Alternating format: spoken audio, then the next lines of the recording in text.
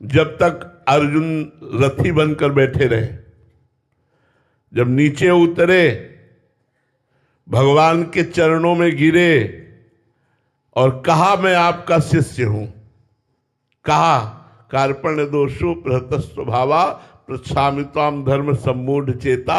इसी श्लोक में कहा है शिष्यस्तेहम साधिमाम त्वाम प्रपन्नम, मैं शिष्य भी हूं। फिर आगे एक और बात कही, प्रपन्नम, मैं आपका शरणागत भी हूं, आपको समर्पित हूं और आपका शिष्य हूं। अब इस समय में मेरी बुद्धि निर्णय नहीं कर पा रही कि क्या करना चाहिए क्या नहीं करना चाहिए।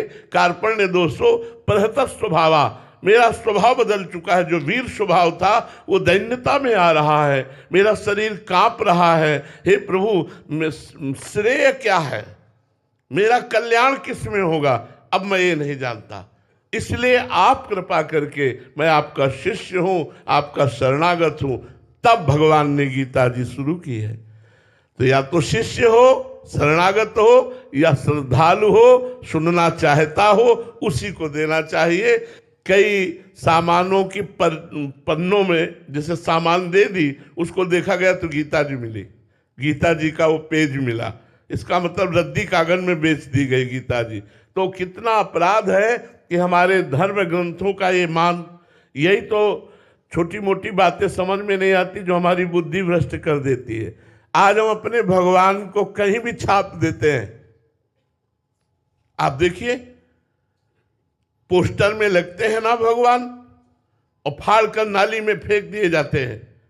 आज हम अपने सनातन धर्मावलंबी कहलाते हैं। अपने ग्रंथ की सीख लेनी चाहिए कि कितना आदर करना चाहिए। गुरु ग्रंथ साहब को कैसे लेके चलते हैं,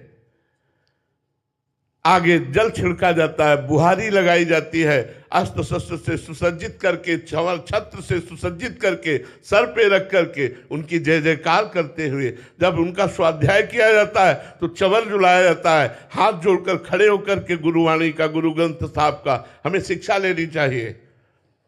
हमें इस बात से शिक्षा लेनी चाहिए कि अपनी गुरुवाणी को, अपने धर्म ग्रंथ को कैसे सम्मानित किया जाता है। अगर ये बात देखनी है तो आप देखिए, जहाँ हमारे सिख भाई जन आराधना करते हैं उन स्थानों पर जाकर के देखिए कैसी गुरुवाणी का आदर, हृदय बलियार हो जाता है।